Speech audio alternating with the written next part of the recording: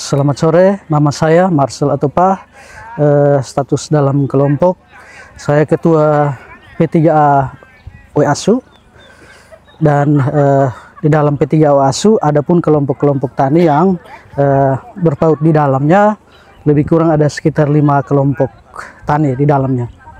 Di antaranya ada Nekap Mese, ada Nabi Ana, dan Setia Nabi Ana. Adapun masih ada 2 lagi, kelompok sub Nabi Ana, dan ada kelompok Setia yang ada di dalamnya. Mohon izin Pak, apa sih alasan Bapak membentuk atau menjadi pimpinan di antara 5 kelompok ini? Karena ini ternyata turun-temurun. Siap.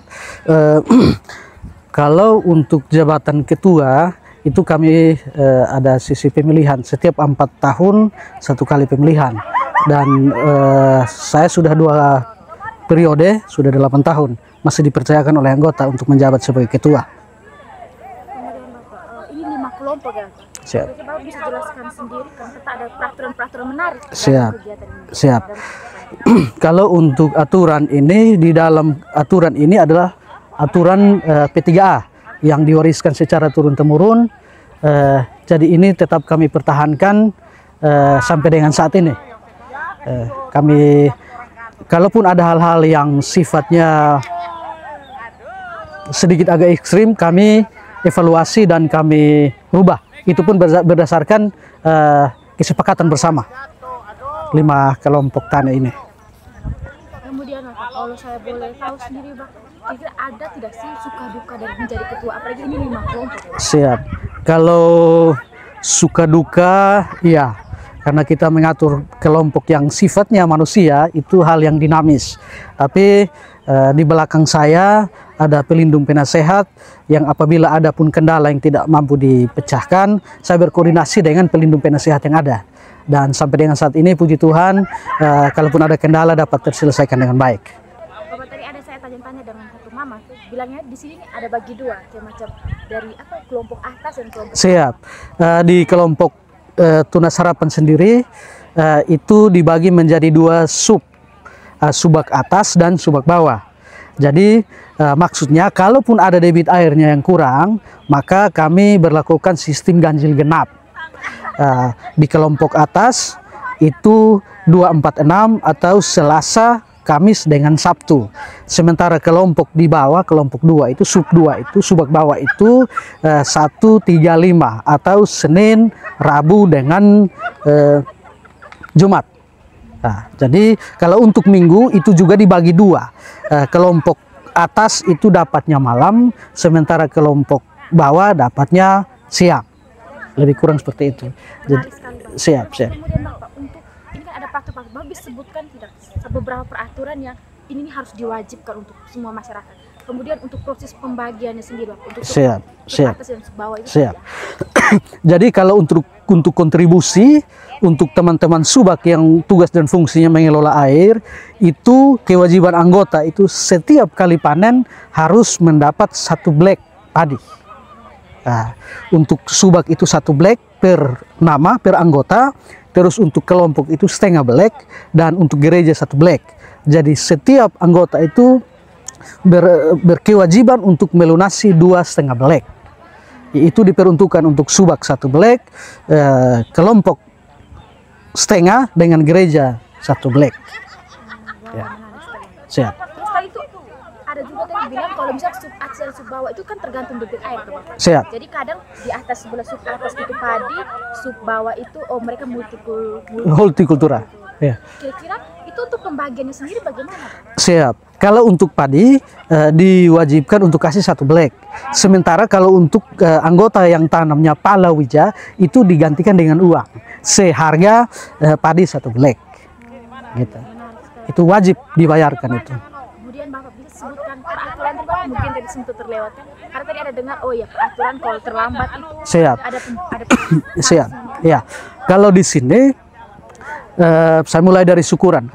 Kalau untuk anggota di saat mengangkut hasil dari sini keluar itu apabila sudah selesai syukuran panen, itu baru boleh mengambil hasil panen keluar ke rumah. Kalau belum, maka belum diizinkan untuk keluar. lebih kurang begitu. Terus adapun peraturan-peraturan lain, contohnya kalaupun ada kegiatan di selokan atau bendungan, itu dilihat oleh para subak tingkat kerusakannya. Kalau pekerjaan itu memakan waktu 2 atau 3 hari dan kebutuhannya apa-apa, itu saya rapat internal dulu dengan pengurus. Kira-kira kebutuhan apa? Bahan lokal atau bahan toko. Nah, kalau memang bahan toko berarti kita rapat lengkap dengan anggota, kita bagi kebutuhannya. Katakan semen berapa sak, berarti kita kumpul uang sejumlah kebutuhan itu baru kita belanja. Siap. Kemudian Pak, untuk uang sendiri, kemudian untuk bibit dan pupuk, apakah ada bantuan dari pemerintah atau dari masyarakat?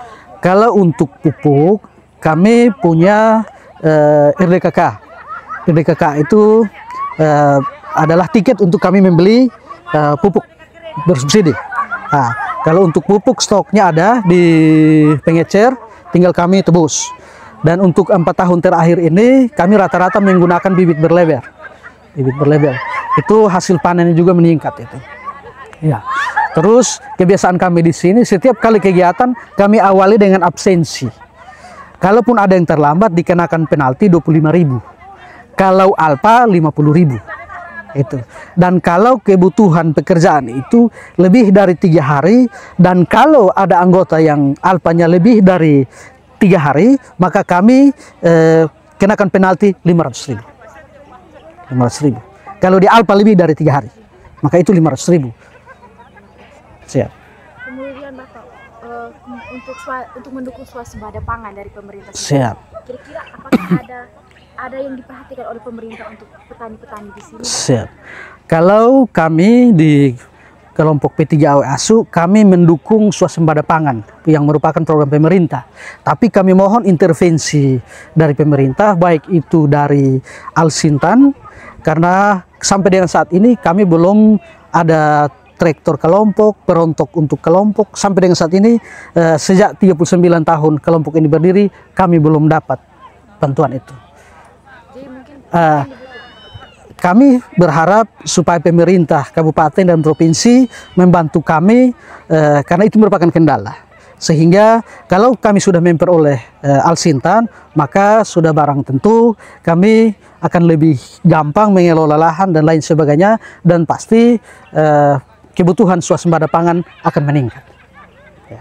Menarik sekali. Siap. Bapak, kemudian tadi saya dengar informasi kalau gubuk-gubuk ini Bapak, Siap. itu milik masyarakat. Jadi simpan-simpan padi yang menjadi haknya mereka. Siap. Di situ. Siap. Kira-kira Bapak bisa jelaskan sendiri untuk perizinan gubuk ini? Karena ini kan keliling ini semua milik masyarakat. Siap. Kalau untuk lokasi tanah yang ada di pesisir sini, ada di samping-samping sini, itu milik warga.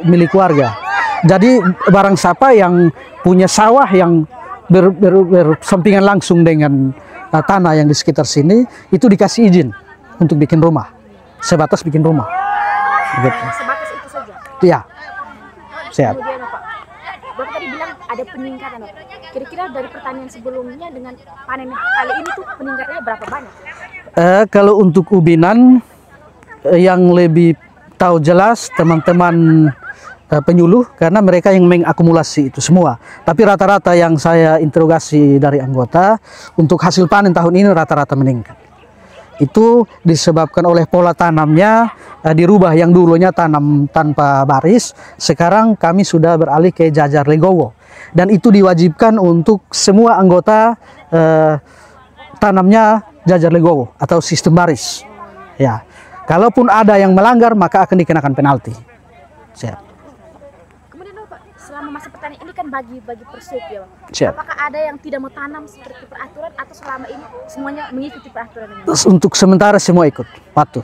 Baik. Itu kalau semua patuh itu memudahkan teman-teman subak untuk pengaturan airnya lebih gampang. Ya, karena kalau kebutuhan air untuk tanaman padi tidak sama dengan tanaman palawija yang lain. Nah, itu menjadi kendala untuk teman-teman subak. Ya.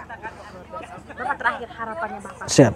Ya, harapannya ialah dengan adanya kegiatan syukuran hari ini yang ke-39, dengan adanya kehadiran dari pihak pemerintah, dari PUPR, membawa perubahan baru, dan keluhan kami bisa dijawab.